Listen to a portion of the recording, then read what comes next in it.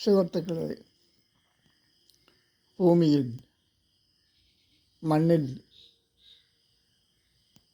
ഒരു മനുഷ്യനെ അടക്കം ചെയ്തിട്ടുണ്ടെങ്കിൽ ആ മനുഷ്യൻ മനുഷ്യനായിരിക്കണം. ഒരിക്കലും ദൈവത്തിൻ്റെ സഹോദരങ്ങളെയോ ദൈവത്തിൻ്റെ ഭാര്യമാരെയോ ദൈവത്തിൻ്റെ മക്കളെയോ ഭൂമിയിലെ മണ്ണിൽ അടക്കാൻ കഴിയില്ല. അങ്ങനെ ഒരു മനുഷ്യനെ അടക്കം ചെയ്തിട്ടുണ്ടെങ്കിൽ അതൊരിക്കലും ദൈവമായിരിക്കില്ല, മനുഷ്യൻ തന്നെയായിരിക്കും.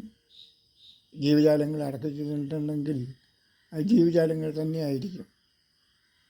ഇനി മനുഷ്യനെ അടക്കിയിട്ട് ആ കല്ലറ തുറന്നു കിടക്കുന്നുണ്ടെങ്കിൽ അത് ശരീരം എടുത്ത് മാറ്റിയതായിരിക്കാം.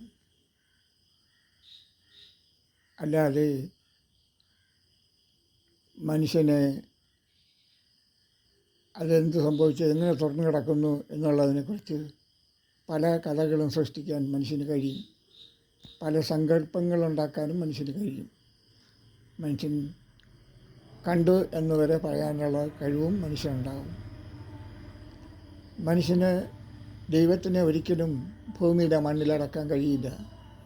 ദൈവത്തിൻ്റെ ഭാര്യമാരെയോ ദൈവത്തിൻ്റെ മക്കളെയോ ദൈവത്തിൻ്റെ സഹോദരങ്ങളെയോ ഒന്നും ഭൂമിയിലെ മണ്ണിലടക്കാൻ കഴിയില്ല.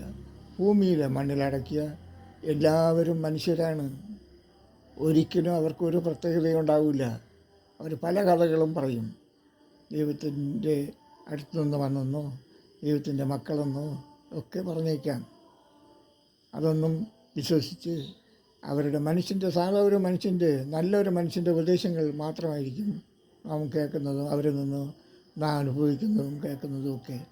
ഇന്ന് മരിച്ചുപോയ അല്ലെങ്കിൽ വന്ന ദൈവങ്ങളെക്കാൾ എത്രയോ നല്ല മനുഷ്യർ ഭൂമിയിൽ ജീവിച്ചിരിക്കുന്നുണ്ട്.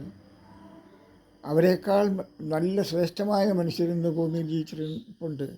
ഈ ലോകമൊട്ടേക്ക് 600-നും 700-നും ഇടയ്ക്കുള്ള മനുഷ്യർ ജീവിച്ചിരിപ്പുണ്ട്. അവരിൽ പലരും നല്ല മനുഷ്യരുണ്ട്.